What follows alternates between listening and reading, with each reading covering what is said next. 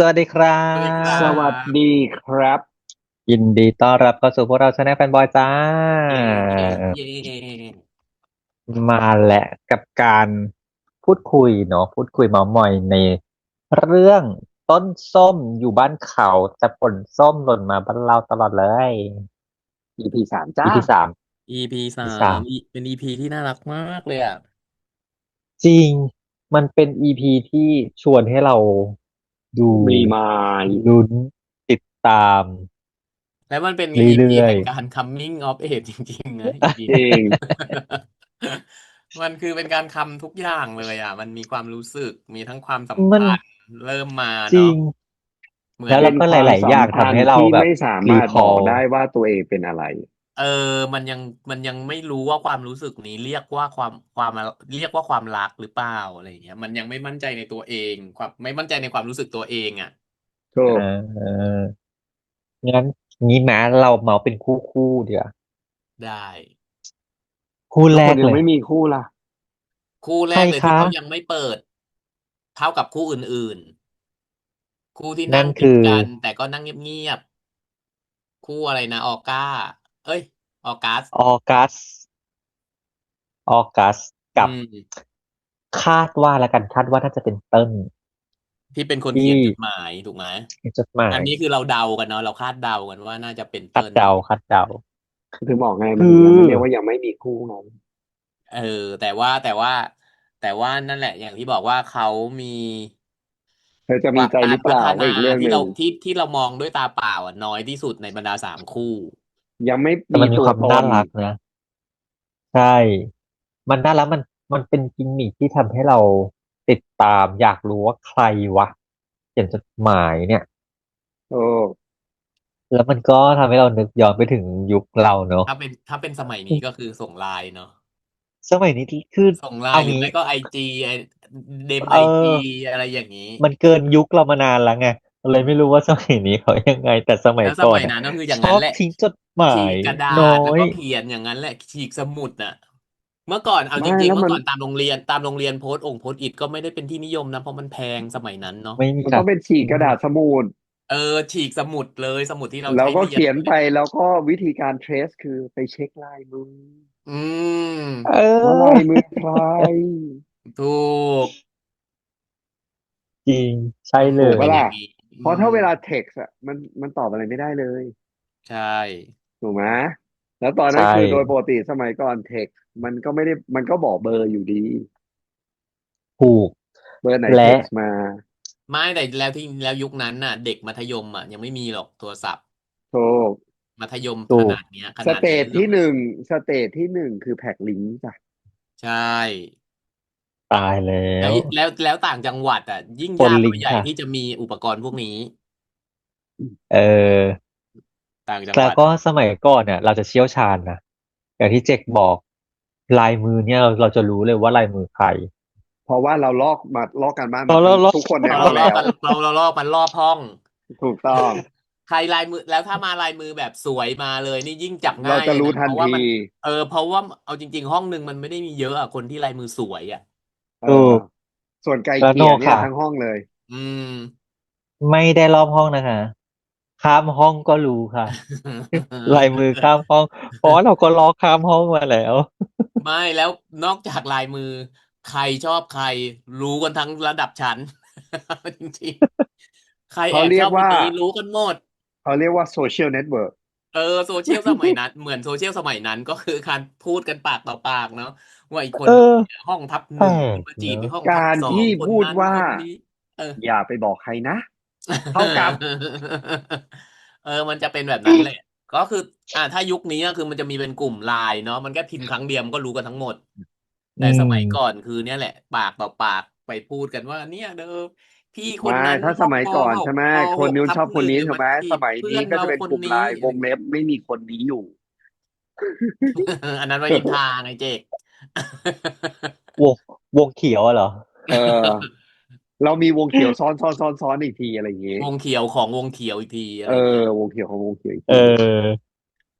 เนี่ยเราชอบเป็นแบบเนี้ยพอเก็บเป็นความลับปุ๊บอ่ะแล้วเพื่อนมานั่งเมาละเหมือนอย่างตอนที่อืมออกัสเดินกินลูกชิ้นมาแล้วชีวิต ในยุคนั้นน่ะ จะเป็นอย่างนั้นแหละเลิกเรียนปุ๊บก็มานั่งสุมหัวกันคุยก่อนจะกลับบ้านแล้วเดี๋ยวให้กลับบ้าน เพราะมันไม่ได้มีอะไรให้ทำเยอะเหมือนสมัยนี้เกมก็ไม่มีให้เล่นร้านเกมก็ยังแบบหาอย่างมันยากน้อยน้อยยุคนั้นร้านเกมที่เป็นร้านอินเทอร์เน็ตอ่ะก็ยังน้อยจริงเน็ตมันก็โหยังไม่ได้แรตอนนั้นมสี่งอ่ะเน็ตมันก็ไม่ได้แรงร้านอินเทอร์เน็ตส่วนใหญ่เกมสมัยยุคนั้นน่ะยังเป็นเกมนิดหน่อยๆอ่ะที่เป็นเกมออฟไลที่น์อ่ะ โอ้ยยุคนั้นฉันจำได้ว่าแรงนาล็อกป่ะนะฮะยังร้านเกค่ะใจมอ่ะเย็นยังปี43ยังไม่มาไม่เพราะว่าตอนนั้นน่ะน่าจะมห้ามั้งฉันยังไปเล่นแรงนาล็อกอยู่เลยแต่เนี้ยมสี่รุ่นเดียวกับฉันแสดงว่าใช่อาจจะไม่ใช่ก็ใกล้มันมากแล้วอ่ะเพิ่งจุดเริ่มใช่ยังอืไม่เข้ามามจูกเพราะหรอลุงมาเล่นน่าจะลุงอยู่ตอนปี 2ปี 3แล้วมั้งก็ใช่ก็นั่นแหละก็ฉันตอนนั้นลุงก็ก็ไม่ปีสองปีใช่ปีสี่สามแล้วสามไงลุงอยู่ปีหลุงนึ่งปีสี่แก่แล้ว สามค่ะลุงอยู่ปี 1ค่ะ เออแต่มันก็พอสมควรแล้วเหมือนกันเนาะเออนี่ไงแร็กนาร็อกเปิดให้บริการปี2544อ่ะหลักก็คือหนึ่งเป็นมห้า1 พฤศจิกา2544อืเพราะฉะนั้นยังอีก2 ปีมจ้ะอืม อันนี้ก็เป็นคู่นี้มันนะเราต้องมาเป็นยุคที่ตามลุ้นมันเป็นยุคที่อินเทอร์เน็ตเริ่มเข้ามามีให้คนไทยได้เล่นแต่ใชว่าก็เป็น่อินเทอร์เน็ตที่ความเร็ว 56K ต้องบอกเด็มันจะกๆยุคนี้อย่าไปสืบดูแล้วกันว่า 56K เร็วขนาดไหน ไม่ใช่จ้ะไม่ใช่จ้ะ14.4จ้ะลุงอุ๊ย ฉันจำไม่ได้เลยอะแต่56คุณ14.4เป็น28.8แล้วค่อยเป็น56จ้ะสมัยนั้นโมก็จะต้องไปโมซื้อเน็ต เด็ม KTC มาแล้วมาโมต่อสมัยนั้นโมสมัยเด็มไดนั้นเป็นโมเอาอัพเด็มกับเบอร์บ้านถูกเต้องออต่อต่อเน็ตทีก็ต้องกับเบอร์บ้านแล้วก็เอสเอสเอสเอสเสียค่าต่อทีหนึ่งสามคาบาทละ3 บาท ถ้าหลุดปุ๊บก็ต่อใหม่ก็3 บาท 56K เนี่ย third generation แล้วนะ โอ้ตายแล้ว first generation คือเพราะว่า14.4ลุงจะมาได้ใช้ตอนนั้นแล้วไงตอน56แล้วไงเพอเริ่มเล่นมีแร็กนาร็อกมาตอนนั้นก็ติดแร็กนาร็อกเออก็เลยได้ใช้จริง56K แล้วมันก็พัฒนามาเรื่อยๆเป็น128เป็น256ลุอืงคิดดูแล้วกันว่ามถ้าเกิดสมมติว่า3-4พี่น้องอะต้องมีคนละเบอร์โทรศัพท์บ้านอะปมันต้องแยกระมาณนั้นกันไงอันนี้คือมันไม่สามารถมันไม่เหมือนกับสมัยนี้ถูกไหมมีอินเทอร์เน็ต1 ตัวแชร์กันได้ทั้งบ้านถูกไหมใช่อืมแต่สมัยก่อนมันไม่มีแชร์ถูกไหมเพราะมันต่อ 1 ต่อ 1จ้าโทรศัพท์แดงเถือกไม่ต้องโทรอืมออกเลยจ้าจริงแม่ด่าโดนด่าไงเพราะเราต่อเน็ตปุ๊บเพราะโทรไม่ได้ ทุเรศไม่ต้องมีใครใช้เล่นอะไรกันหาไม่เลยนักหนาแต่ถ้าเราเล่นอยู่แล้วมีสายเข้าแล้วเขารับสายมันหลุด เน็ตหลุดนะคะเออ เพราะไม่ฉะนั้นก็แต่ว่าถ้าเกิดสมัยนั้นสมมุติเวลาสมัยที่เล่นอยู่สายเข้าไม่รูดแค่โทรไม่ติดสมัยที่เราเรียนน่ะสายไหนที่ไว้เล่นเกมอ่ะจะไม่ต่อโทรศัพท์ใช่เออเพราะว่าไม่แยงั้นกกันเลยตายแล้วเธอเล่าความหลัยุคนี้งกันอีกแล้วยุคนี้คงนึกภาพไม่ออกหรอกมันไม่มีนึกไงภาพไม่ออกภาพไม่ออนึกภาพไม่กออกหรอกเคยเจอนี่ก็คือเพราะว่าคือคู่หนึ่งสมัยนี้เบอร์ถูกต้องบ้านยังไม่มีแล้วเลยมั้งที่บ้านน่ะไม่มีให้ใช้แล้วมั้งเริ่มไม่มีเลิกแล้วเริ่มหมดแล้วไม่มีแล้วอืมอันนี้ก็คือคู่หนึ่งอ่าที่คู่ถัดมาเราต้องรอตามลุ้นว่าเป็นใครอะไรยังไงว่าจะเป็นอย่างที่เราคาดเดาไหมว่ายายเติ้ลนั่นแหละเป็นคนสอดไว้คู่ที่สองคู่นี้ฉันต้องให้ก่อนเลยคู่รักมัอิจฉานดีว่าเหรอ เขาละสิอิจฉาเขาละสิตั้งแต่แกะส้มแล้วโอ๊ยจะไม่เป็น อย่าไปว่าจัมโม่เขาไม่ได้บอกว่าเขาแกะไม่ได้อีผู้ชายคิดเองค่ะว่าแกะเไม่ได้ออผู้ชายพูดอย่ามาเองว่าแกะไม่เป็นละสิแล้วก็ไปคเออว้ามาเอแกะให้อยัเอองไม่ทันจะทำอะไรเลยถูกใช่ไหมลุงผู้ชายชูดค่ะจุกอย่าไปอิเอจฉาอถูคนนั้นเขากค่ะเรียกผู้ชายก็ได้ชูดก็ได้นั่งอยู่เฉยๆกับผู้ชายชูเดออเห็นปะล่ะผมตัวส้มก็ไปหยิบมาแล้วเอามาให้เอเขาเอองด้วยเขายังเอไม่ได้บอกอเลยว่าอยากกินส้มด้วยเออจุก ก่อนไม่ใช่แล้วค่ะผู้ชายเลือกตั้งแต่แรกแล้วค่ะถูกค่ะ ก็ได้ สมัยนั้นก็มีเพลงรอสายไหมนะไม่ ยั มี งไม่ ยั มี งค่ะ โทร แหม ศัพท์บ้านยังจะไม่ ลิง มีเลยค่ะ ลิงโทนยังดังตืดตืดตืดตืดตืดตืดตืดอยู่เลย ตอนนั้นยังไม่ เอ มีเซลลูล่า อ เลยค่ะ เซลลูล่าก้าวร้าวยังไม่มีเลยค่ะ ก็คือเขาไม่ได้ อันเนี้ยเขาเรียกว่าอะไรนะ ไม่จำเป็นต้องไปนั่งเฝ้าเขาอ่ะเขาเพราะว่าเขาอะเข้ามาหาเราเองเลยเนี่ย นักกีฬาเข้ามาหาเราเองเลยเห็นปะล่ะ ไม่ก็ต้องไปเริ่มนั่งแหมะดูก่อนแล้วนั่งแป๊บหนึ่งเดี๋ยวนักวิจาราก็มาเอง ไม่ความหมายถึงว่าสวยไงตอนเริ่มอ่ะไม่ต้องไปอ๋อเริ่มใช่สิมาโดยการที่ไปนั่งเฝ้าเขาผู้อ๋อชายชูไม่ไม่มาตั้งแต่แรไม่ไม่กไม่เขาชูแม่แต่ต้นและจ้ะอืมแค่เอาตัวเข้าไปแล้วทำเป็นสอยเสื้อไม่เป็นแค่นั้นเองไอ้ยันเนั้นอออีส้มอ่ะลุงเถียงช่วยเถียงแต่อีเสื้อเนี่ยมารยา อุ้ย อีเสื้อเนี่ยเชื่อเธอะปกติก็ไปซื้อทุกปีเอแต่ทำมาเป็นอสอยจังหวะไม่เป็นไม่พอดีเคยใช้อืมันพมอดี เนี่ยก็เลยตัวเล็กเอสอยไม่อถึงฉันต้องรู้นะให้น้ำบาสสอย ถูกก็ฉันรู้ทันถูก เธอนะจัมโม ในเรื่องชื่ออะไรนะอาชิอาชี เออเออโทษนะคะ อันนี้คืออยู่ต่อหน้าผู้ชายไงอืม เพราะฉะนั้นตอนโยนลูกบาสนี่โอ้ยโยนไม่เป็นผิดทาง แต่ถ้าผู้ชายไม่อยู่นี่ชูทีเดียว3 แต้มเข้านะฉันรู้เลยเธออย่าจะโม อันเนี้ยอิจฉาเขาแหละฉันจะรู้ จูกถ้าจูกอ่ะทำตัวเล่นเก่งแล้วผู้ชายเวลาไหนผู้ชายจะมาซ้อนหลังสอนชูตสอนอะไรนะจุกเออก็ต้องเล่นอยู่แล้วโอ้ยเออชุดไม่ไปก็ต้องทำท่าเป็นเอ้ยก็ตั้งมือยังไงนะในการจับลูกบาสมันต้องถูกอเอางี้ยู่แล้วป่ะ เอาจริงไหมเป็นแบบนี้แหละ เนาะไม่ได้แกล้งสำออยว่าถ้าเล่นไม่เป็นแต่เล่นไม่ค่อยเป็นจริง ก็มันไม่ใช่ถึงเวลานักกีฬาไงมันเป็นเด็กเขาเป็นเด็กเรียนไงมันเหนื่อยเธอบาสเธออาชีฉันเธอเหมือนฉันมากฉันบอกเลย อืมเล่นไม่ค่อยเป็นหรอกกีฬาแต่ว่าพอจำเป็นต้องเล่นปุ๊บเนี่ยผู้ชายจะอ่อนให้ค่ากีฬาจะบที่อกว่าสวยว่างั้นผู้ชายเลยอ่อนให้ ก็นิดนึงก็นิดนึงค่าพละที่ต้องแข่งบาสกันอย่างเงี้ยผู้ชายก็จะรู้ผู้ชายก็จะอ่อนให้ไม่เล่นกับเราแรงนี่อาชีเธอคือฉันเธอเลิศเพอฉันก็เลิศมาก่อนไม่ใช่ค่ะเธอไม่ใช่อาชีพค่ะเพออาชีพเขาได้อะไรอ่ะเธอรู้ได้ไงว่าฉันไม่ได้อุ๊ยเจ๊กอุ้ยว้ายเจ๊ก ก็ไม่ได้ไง แฟนช่องเป็นพยานนะคะมีคนขิงอยู่เจ๊กก็ได้คุยกันเฉยๆไงคบกัอุ้ยนมากี่ปีนะเจ๊กเราเปิดช่องมากี่ปีมันบอเอกว่ามันไม่อเคยมีผู้ชายตกถึงท้องแล้ววันนี้มันเอสารภาพออยู่ให้เจ๊กดีๆก็มาอวดก็เแค่คุยออ เเดี๋ยวก่อนฉนะยเดี๋ยวเสร็จแล้วๆปะคลิปนี้ออกปุ๊บนะแท็กเรียกทุกคนในช่องเลยนะคะ อีป้าไม่ตรวจหรอกคลิปอ่ะ เดี๋ยวแท็กไปเรียกอีป้าเลยค่ะป้ามีคนใดพอสกิปข้าม next ไม่แล้วทีเนี้ยคือยายอาชีอะเป็นลูกคุณหนูเลยด้วยนะแบบๆเห็นหรือเปล่าล่ะว่ารถมาเกยถึงเออมานั่งราชรถมาเกยขนาดนั้นน่ะเออให้นุชยาบ้างยออก้านะจ๊ะยายออก้าตกถังข้าวสารอุยตายใครจะรู้ยายออก้าบ้านอาจจะรวยเหมือนกันก็ได้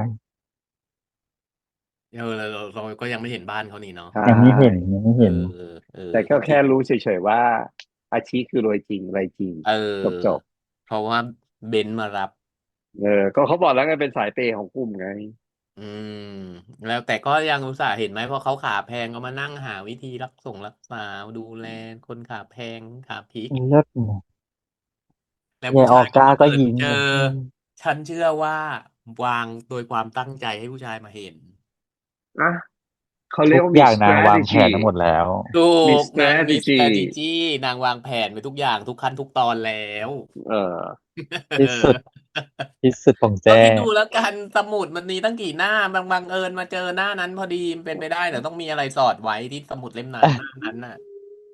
เพื่อเวลาเปิดปุ๊บหน้านั้นจะได้เปิดออกมาก่อนไงแต่แค่เปิดแล้วอ่านปุ๊บอิมเพรสชันมันเกิดทันทีจ้ะอืมเนอะเขาถึงบอกว่าผู้อ่ะชายชุด เรียบร้อย่างเงี้ยแสอยแล้วจ้ะดงว่าออกการเนี่ยเริ่มชอบอย่างมีใจ ลุงว่ามีใจ นี่จำโม่อะฉันอิจฉา เอาแล้วเอาแล้ว มันแสดงตัวตนที่แท้จริงขเออองเคนจสุดงท้ายแล้วอย่างนั้นแหละ เออแสดงตัวตนที่แท้จริงออกมาแล้วที่พูด next มาทั้งหมดก็คืออิจฉานี่แหละแต่อิจฉาใครก็ไม่เท่าอิจฉาคู่นี้ค่ะสองโกเหรอส้มเหรอสองโกส้มเหรอโอ้โหบ้าไปแล้วคือโกหนึ่งอ่ะเป็นตัวแทนของคนที่ไม่รู้ใจตัวเอง ใช่อ่าอืมก็คือเป็นคนที่ความรู้สึกอะไปแล้วแต่ยังไม่รู้ว่าความรู้สึกของตัวเองที่เกิดขึ้นมันคือรู้สึกอะไรอืมอันที่สังเกตชัดเจนเลยก็คือไอ้อันที่หลบแม่ที่อืมหลบแม่ของโกสองจากหน้าต่างอ่ะแล้วเอจ้องหน้าอกันน่ะแล้วพอโกสองออกไปปุ๊บนางแบบหายใจหอบเลยเห็นปะล่ะนั่นน่ะคือนางกำลังใจเต้นระรัวเลยนะอีซีนนั้นน่ะเพราะด้วยสาเหตุคือการเออจับมือแล้วจ้องนางตา กั้นหายใจจ้องตาแล้วใช่สังเกตลูกตาไหมอืปุบมลงมามองปากแล้วก็กลับไปมองตาเอมองปาอกมันหมายถึงอะไรมันหมายถึงอยากจะอะไร ไม่รู้อยากจะพูด เอออยากจะพูด ค่ะไม่แล้วมีเมมปากด้วยนะถูก็ใช่ไงกคือยายโกเมมปากสองอ่ะลุงว่านางอ่ะรู้ตัวชัดเจนยายโกสองอ่ะนางรู้ตัวเองว่านางอ่ะรู้สึกยังไงกับโกหนึ่งแต่ยายโกเอหนึ่งอ่ะอยังไม่รู้ตัวเองว่าตัวเองอ่ะรู้สึกกับเขาแบบไหน ยายโกหคือนึ่งยังเป็นลิงอยู่เลยค่ะเออทำโมนชิบหายเลย เออ ไม่ไอคือฉากนั้นน่ะคือเป็นเราก็ไม่อาจารย์รู้นะเป็นอาจารย์อยู่ห้องเนี้ยปวดหัวกับอีโก้นี่แหละสุไม่ดแล้วคือถ้าเป็นเห็นไหมล่ะไอซีนที่เดินมาแล้วเสร็จแล้วอาจารย์อยู่ข้างหลังเป็นคือถ้าโดยปกติคือเข้าไปแล้วไม่ต้องรอเหมือนพ่อเฉาะกระบาลเงี้เอยเอออเออมันมีความมันแสแป๊ดแลบจดน่ะริงมันมีความแรดอ่ะมันเป็นเด็กแรดอ่ะคือๆใช่ไม่รู้มันทะโมจะหาคำไหนนแหละมาไม่รู้มันทะโมจะหาคนน่ะำไม่รู้จะหาคำไหนมาบรรยายลักษณะของนางอ่ะแต่เวลานางแบบเหมือนโดนจับได้หรืออะไรสักอย่างนางก็จะเล่นแบบ เล่นใหญ่ exaggerate ขึ้นมาหน่เอยหนึ่งเล่นใหญ่มาออนิดนึงอะไรแล้วให้มันอะไรเออนะ แล้วทำให้ไม่ค่อยเนียนอ่ะเออเออก็อีซีนนี่มาขอโทษเขาหน้าบ้านเห็นปะล่ะเนี่ยไม่ใช่อย่างเงี้ยเอาจริงๆนะในมุมไม่รู้ในซีนนั้นนะมันมีความธรรมชาติบอจริงกไม่ถูกอ่ะคือขนาดจริงนั้นรู้นะว่ามันเป็นการเล่นให้แบบว่าให้เหมือนโป๊ะแตกอะแต่มันเหมือนกับมันโป๊ะจริงๆอ่ะเออเข้าใจอารมณ์ไหมลุงอีกอย่างหนึ่งที่ลุงชอบมากซีนนั้นคือการที่เอามือมาบิดกางเกงอ่ะมันดึงมาลังกางเกงอยู่นั่นน่ะคือมันทำตัวไม่ถูกอ่ะมันไม่รู้จะเอามือไปวางไว้ที่ไหนอ่ะโอ้มันก็อืเลยได้แต่แบบมดึงกางเกงอยู่อย่างนั้นแหละกางเกงก็คือลังจนไปแบบว่าจะเข้าวินอยู่แล้วว่า ไม่จริงๆถ้าเป็นกระโปรงคือสะบัดเป็นสะบัดสะบัดสะบัดเออสะบัดออกมาคือใช่ไหมเนี่ยแล้วมันคือถึงบอกว่าชมนางเลยนะถ้านางดีไซน์ซีนนี้มาแบบว่ายืนถูบิดเอกมือออยู่อย่างนั้นนะคือมันใช่เลยมันใช่คนที่แบบว่านั่นแหละประดักประเดิดที่จะแบบจะพูดอะแต่ว่าต้องพูดต้องง้อเขาว่ารู้ใครว่าตัวเองอันเนี้ยผิดอะอะไรอย่างเงี้ยใครเป็นคนดีไซอันเนี้ยน์ซีนนี้ไม่แน่ใจไม่รู้เนาะเออไม่แน่ใจว่าดีไซน์ท่ารองถ้าเองหรือว่าเออผู้หรือว่ากำกับมีการนั่นมาเล่นยังไงหรือว่ามีใครมาไกด์ให้อะไรอย่างงี้เนาะแต่เอมันเลยออกอมามันออกมาดูแบบเพราะว่าแล้วมันสมวัยเพราะมันดูว่ามันสมวัยในปัจจุบันมันไม่บิดอย่างนี้ไงอืม เออมันไม่สมวัยเอ้ยไม่ใช่มันไม่สมวัยมันดูแล้วมันมันสมสมวัยดีกับเวลามันสมกับเวสมกับช่ลานะวงนั้นตอนนั้นมันจะเป็นเอลักษณะอนั้นแหละถ้าเป็นสาวก็ผมก็จะยาวมันก็จะม้วนผมก็ยืนม้วนอยู่นั่นแหละยืเอนม้วนอยู่ออย่างนั้นอันเนี้ยพอเป็นผู้ชายมันก็จะเป็นอย่างนี้ไม่ม้วนชายเสื้อก็ม้วนกางเกงอย่างนี้แหละเออเออเนอะหลายๆซีนแบบท่ารองตอัน่างนี้ชๆมันดูแบบมอันนี้ชมเออืมเอออแล้วมันอย่างแมของทช์มากอืมอืมถ้าอย่างโกสองก็ในร้านหนังสือ เออสำหรับลุงนะในร้านหนังสือที่นางพูดว่า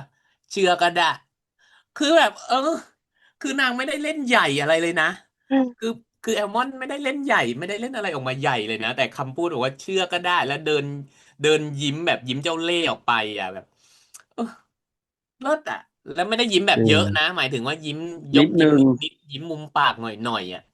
ให้คนที่มันดูเห็นว่า กูไม่ได้เชื่ออะไรอย่างเงี้เอยอแต่กูพูดว่าเชื่ออะไรอย่างนั้นน่ะเลิศจริงน่ารักส่วนโปรเกรสอะฉันจะชอบซีนที่จังหวะโมเมนต์ต่าง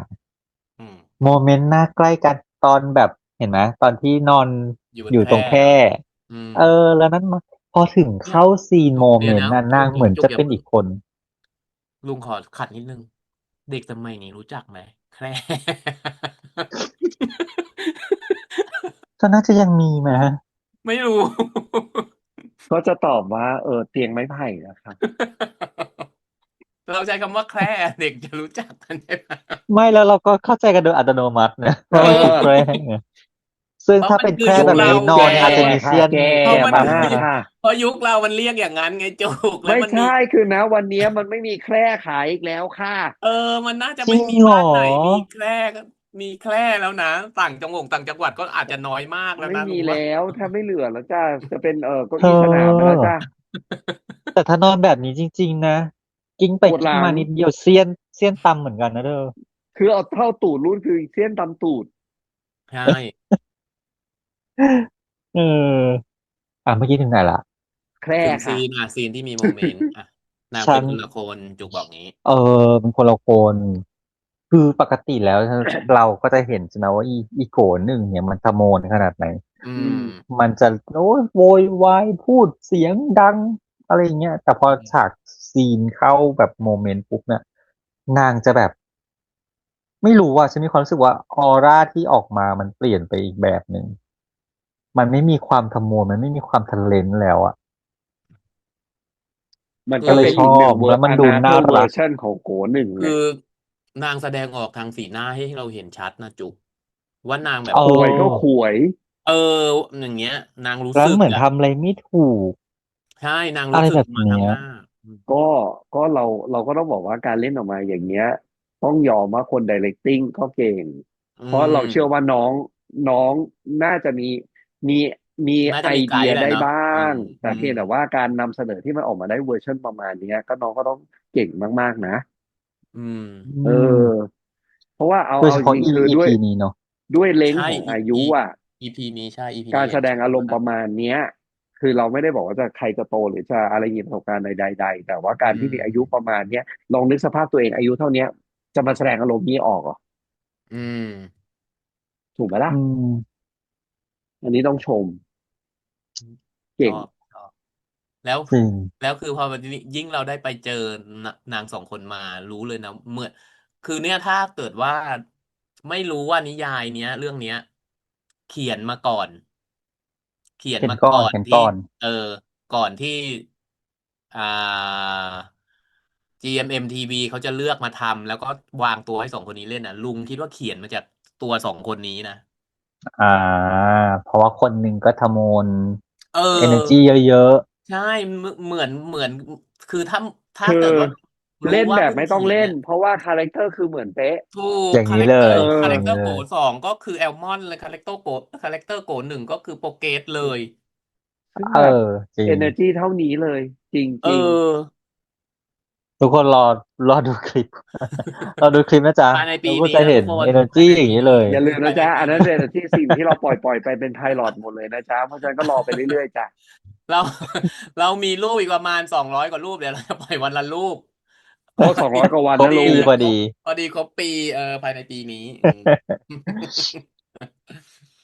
แล้วก็นี้ก็จะมีอีกประเด็นหนึ่งก็คือครอบครัวเออ คือเราเห็นวันนี้เราเห็นชัดเลยเนาะว่าเนี่ยครอบครัวฝั่งโกนหนึ่งอ่ะคืออบอุ่นเนาะพ่อแม่เลี้ยงดูลูกแบบเพื่อนเลยอ่ะเป็นเพื่อนอ่ะอืมเออคุยเล่นคุยแซวคุยอะไรกันได้หยอกเย้ากันอาจจะเอมีตีกันอบ้างเล็กๆแต่แบบแล้วแต่น่ามันรักอ่ะตีกันแบบหยอกน่ะหยอกใช่เออเออส่วนอีกครอบครัวหนึ่งของโกสองคือส่วนใหญ่เราจะเห็นโกสองอะใช้ชีวิตคนเดียวเนาะใช่อืมคือนพ่อานแม่ไม่รู้ไปไหนๆแม่นานๆแม่จะโผล่มาแต่ก็ไม่เห็นได้อยู่กับลูกเลยอะไรอย่าใช่งเงี้ยเออฉันขอขัดนิดนึง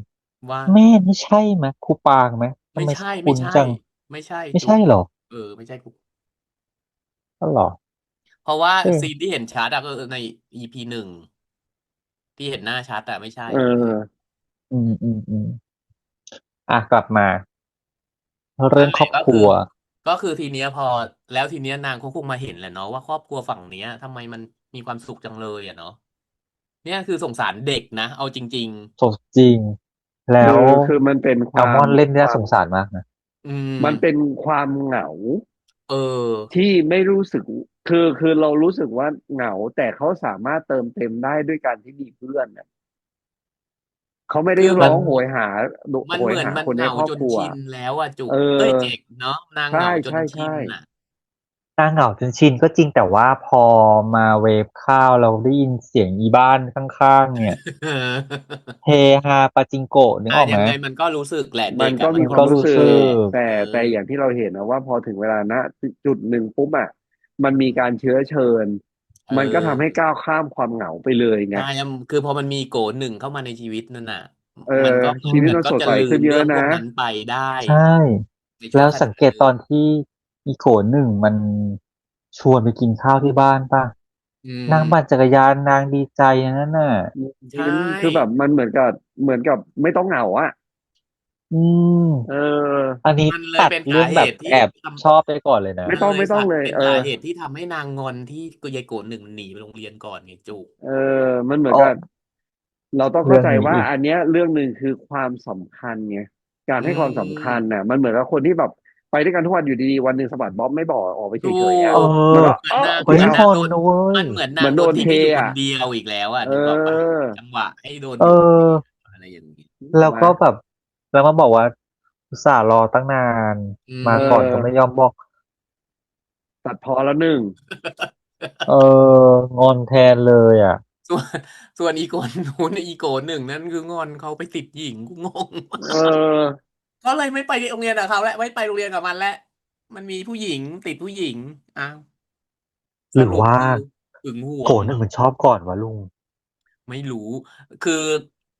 ดูตั้งแต่ EP 1จนถึง EP เนี้ยสิ่งที่เห็นนะคือโกสองชอบก่อนชัดเจนไงที่เราใช่เห็นเออความชัแต่ดเจนใช่ที่เราเห็นแต่วันเนี้ยก็แอบมีความรู้สึกว่าโกหนึ่งก็ไม่ใช่ย่อยคือหึงอ่ะยังไม่รู้ว่ายายโกหนึ่งอะไปชอบเขาตอนไหนไงเพราะว่าเออย่างที่บอกแหละอโกหนึ่งอ่ะมันยังไม่รู้ความรู้สึกตัวเองไงอย่างที่เราบอกอ่ะใช่คือมันยังไม่รู้ว่าความรู้สึกที่มันรู้สึกกับโกสองอ่ะมันรู้สึกมากกว่าเพื่อนอ่ะมันไม่ได้รู้สึกเหมือนกับออก้าไม่ได้รู้สึกเหมือนกับออกัสไม่ได้รู้สึกเหมือนกับเติ้ลอะไรอย่างเงี้ย อืคือมันตมอนเนี้ยมันยังไม่รู้ว่าความรู้สึกนั้นน่ะมันต่าง หรือว่ายายโกสองใส่ยาเสน่ห์ลงไปในส้ม อ๋อน้ำมันพราตอนยเหรอ แรกยังตอนแรไม่ต้องกยังค่ะหมั่นไส้นี่อยู่เลย ไม่ต้องตอนแรกยังค่ะชอบพี่น่ายเลยเห็นไหมล่ะ EP 1เปิเอดมาอแต่พออีพีสามปุ๊บแบบนี้เลยอ่ะเธอจะมีใจหรือเปล่าเออเดินเรื่องไวเหมือนกันเนอะเดินเรื่องเออไวดีนะก็ดีก็ดีคือแล้วทีเนี้ยพอมันดูเป็นความน่ารักสมวัยอ่ะมันเลยดูแบบว่าไม่ได้แก่แดดอ่ะนึกออกป่ะ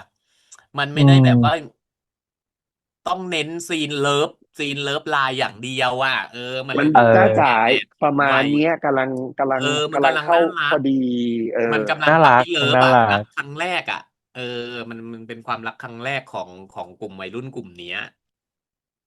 อืแล้วถ้าแบบแหมว่าเอาจริงๆนะแล้วมี ยื่นปากไปจุ๊บนะจะบอกเลยว่าผิดปกติถูกถูเออกเอาจริงใช่ๆคือเรารู้สึใคกได้รจะกล้าว่าจุ๊บอะไรอย่าแกล้งงเงี้ยมันจุ๊บให้รู้ว่ารักไง ไม่ลุงในเวอร์ชันประมาณนี้มันยังไม่ได้เด็กๆอ่ะเอไม่กล้ามันหรอกเข้าใจแต่หมายถึงว่ามันเป็นแบบนี้แหละถูกแล้วสมวัยถูกแล้วไงต้องแล้วที่เราใช่พูดกันนะเนี่ยแหละมันกำลังสมวัยแค่ตัดสินใจจะโทรศัพท์หาเขายังตัดสินใจนานสองนานอ่ะนึกออกไหมอันนี้หมายเวลาถึงใครถ้าจะโทรศัพท์ไปถึงโกอ๋อ ก็เขาโยนโทรศัพท์มือถือทำประดิษฐ์เองให้ไม่ใช่โทรกันไปศัพท์มือถือโทรศัพท์มีสายค่ะ เขาเรียกว่าวายโฟ เอนอโทรศัพท์ที่ประดิษฐ์เองเนี่ยโอ้แล้วนอนกอดโทรศัพท์ด้วยนะแล้วโอ้โหเนี่ยแล้วมันมาเล่นกับการหลับคาโทรศัพท์อ่ะน่ารักอ่ะเรานึกถึงสมัยที่แบบว่าตอนที่เรามีโทรศัพท์บ้านมีโทรศัพท์อะไรกันแล้วเนาะมันจะเป็นแบบเนี้ยหลับโทรศัพคาโทรท์บ้านศัพท์เป็นเรื่องปกติเออหลับคาโทรศัพท์แล้วอันนี้ใช้โทรศัพท์กระป๋องนมมาแล้เอวมาหลับคาอโทรศัพท์แบบโอ้น่ารักมากเลยอ่ะ แล้วตอนมันเห็นมาเล่าว่าตอนนอนแล้วยิ้มอะคือแบบอุ้ยไม่น่าน่ารักชิได้ยินบหายเขาบอกไงฝันดีเอ่ะฝันดีออเแบบเมื่อคืนออนะโอ้ตายแต่สมัยก่อนเวลาคุยนาน2 นานนะถ้ามันเป็นอย่างนี้นะเอ๊ะก็ถึงมันถึงกับคาโทรศัพท์ไงจุกคือนึกสเขามาคุภาพไหมยไม่หยุดอยู่โรงเรียนก็ทุกเรื่องเจอกันกลับมาก็คุยถูกกันไม่รู้คุยอะไรนักหนาเออมีไปคุยเป็นไปว่าเป็นเรื่อยไปเวรอ่ะ เรื่อยเออ คือถ้าแบบว่าคุยเรื่องหนังสืออะคนหมดไปไม่รู้กี่เล่มตั้งแต่ปี 1ตั้งแต่ม.4ถึงม.6อ่ะคุยวันคืนเดียววนไปเรื่อ่ะหมดอ่ะอยเออถ้าเทียบหนังสือเออ่ะ อก็วนคุยอะไรไปไม่รู้เนอะหน้าเฮงงลอ่ะมากไม่แต่เราก็เข้าใจนะว่าไอการคุยเนี่ยเพราะมันคือสัพเพเหระจริงๆเพราะมันไม่จริงมีโซเชียลอะไรมานั่งติดมันไม่มีตามไงเฟซไทม์ไม่มีอะไรเลยเสีเอยงอย่างอเดียวมันคือการ voice call อย่างเดียวอ่ะหอืน้าก็ไม่เห็นมแล้วแบบคือม้วนยังไงก็ไม่ต้องอายไม่ต้องเขินน่ะไม่ต้องม้อีกฝ่ายไม่วนเข้าไปดิเห็นน่ะม้วนแล้วม้วนอีกก็ได้เขาไม่รู้อยู่แล้วว่าเราสเอภาพเป็นยังไงออะไรอย่างเงี้ย เมื่อไหร่ก็ตามที่จริงโทรแล้วไม่ต้องหวังว่าจะโทรเข้ามาได้อีกนะอืมเอ็นดูเนอะก็ประมาณนี้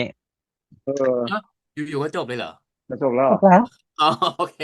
ก็ได้แฮปปี้แล้วมีความแต่อีสุขพีเนี้ยมันมีความสุขอ่ะดูแล้วมีควาเออมสุขอ่ะกำลังดีกรุบหรือเราแก่แล้วจริงๆวะ ไม่ใช่มันอะไรมันทำให้มันไม่นึกใช่หรือย้อนเราไปถึงแก่ค่ะสมัยนั้นแก่มากค่ะ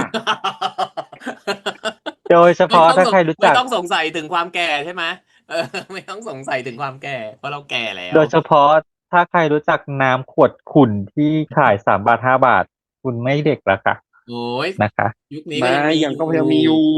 อืม จริงอ่ะเออเออแต่ยังแต่เมื่อก่มีอยู่อนมันจะแพร่แต่มันน้อยหลายกว่าไงก็อย่างที่ลุงบอกว่ามันเป็นน้ำที่ผลิตในชุมชนนั้นน่ะส่วนมากเออ่ะอเขาปั๊มขายในยี่ห้อยี่ห้อเอชุมชนงในโซนนั้นอะไรอย่างเงี้ยยี่ห้อโพลาโพลาริสนะไม่ใช่ไม่ใช่ใช่ไหมน้ำดื่มโพไม่ใช่ลาริสคือน้น้ำที่ทำแบบนั้นเขาถึงเรียกว่าน้ำโพลาริสไอ้บ้าำไม่ใช่ยี่ห้ออ๋อเหรอเอ้ยแต่ใช้ของฉันเป็นยี่ห้อเขียนว่าโพลาริสเลน้ำโพยลาไรต์อะไรมีใช่ป่ะมีโพลาริสมียี่ห้อน้ำยี่ห้อใบโพน้ำก็มีแต่ว่าขวดขุ่นก็มีใบโพจังหวัดอะไรคะหยุดค่ะในกรุงเทพจะยี่ห้อน้โพลาริสค่ะน้ำดื่มตาเฟื่องฟ้าเนี่ยเคยเห็นไหมอีขวดไม่เอาจกุ่นเนี่ย ริงๆมันเป็นเหมือนกับวิสาหกิจชุมชนคือทุกถูจังหวัดกแม่งมีน้ำอย่างน้ำขวดนี้ขายขวดเนี่ยมันจะมีแบบถ้าตาเมจังหวัดนี้ออก็จะเป็นยี่ห้อนี้เนี่ยย้ายไปอีกจังหวัดหนึ่งก็เป็นอีกยี่ห้อหนึ่งแล้วนี่แหละไอติมตัดยังมีไหมสมัยนี้มีมีอ่าแต่ว่าหายากนี่ยอมีมีมีหามีกินรถมีใช่หากินยากไงถึงบอกหากินเอยากอย่างอือมพวกตลาดน้ำตลาดโบราณอะไรอย่างเงี้ยมันถึงเอจะมีขาอยเออเออเหมือนไอเนาะติมไอก็เนี่ยอะไรนะที่ทำอย่างเงี้ยเออเขาเรียกอะไรน้ำแข็งขยัไอบอ่ะเนี่ยเอาเทโค้กกันแล้วปั่นเอน้ำแข็งไออ่ะเออที่เป็นแท่งๆกลมๆไออ่ะติมเออปั่นน่ะเออไอไอติมติมปั่นปั่นน่ะไม่รู้ว่าอันนั้นก็ เขาแต่ไอ้อันเนี้ยจริงๆมันเก่ากว่ายุคนั้นอีกเนาะเก่ากว่าปีเอสี่สามเอออันนั้นเนะแต่ไอออติมตัดอะยุคประมาณเราแหละนี้กำลังเยอะเนาะโอเคก็ประสบการณ์ร่วมเยอะจังเลยที่สุดดูแล้วก็นึกย้อนไปถึงอดีตเออแล้วมีคนแก่ความสุขไงก็ชอบพูดถึงเรื่องอดีตเออมีความสุขเนาะตอนนั้นก็เล่นแปะแข็งแปะอะไรกันอยู่นั่นนะ เรียจัง โทษค่ะบอลลูนสีค่ะตอนนั้นฉันว้าแปะแข็งอะแปะแข็งก็ยังมีอยู่มีมีกระต่ายอะไรอย่างเงี้ยมี อืมแต่แข่งพอละเล่นแม่งทุกไม่พอทีคุยแล้วแล้วเดี๋ยวเขาจะเดี๋ยวเขารู้หาว่าแก่ว่าอายุเยอะเดี๋ยวเขารู้ว่าอายุเยอะ โอเคแต่ถ้าเราพูดไปใคเอารทันก็เอาคือคุณง่ายๆก็เราไม่ได้อาแก่เหมือนกันนะคะยุเยอะเท่าไหร่เราแค่ห่างจากโปรเกรสประมาณเกือบ2 รอบเอ้ยไม่เกือบดิโปรเกรสมันอยู่เท่าไหร่ไม่ค่ะไม่เอาค่ะโปรเกรสสิบงี้โปรเกรสสิบพี่แปดปอนพี่ปอนน่ะเป็นทวดได้เลยเอาอย่างนี้ทุกคนคะเดี๋ยวทุกคนตามไปดูในคลิปสัมภาษณ์นะคะเขาบอกไว้ค่ะว่าพี่ปอนขึ้นมหาลัยโปรเกรสเพิ่งเกิดเท่านั้นเองเราสปอยแค่นี้พอแล้วก็ฝากติดตามพวกเราด้วยว่า พี่ปอนจบ คลิปหน้ามหาลัยไม่ใช่เหรอจบมหาลัยจปีบเลยเหรอสี่สาม ใช่ เพราะจบมพอพูดถึงปีหาลัย43พี่ปอนบอกว่าเขาจบแล้วไง เคุณออคะแก่กว่าที่คิดอีกค่ะ แค่นี้นะคะสำหรับ EP นี้รีแคป When Orange for EP 3จบแล้วจ้ะตามไปพบกันคลิปหน้านะจ๊ะคลิปนี้ไปแล้วครับ สวัสดีครับสวัสดีครัสวัสดีครับบบาย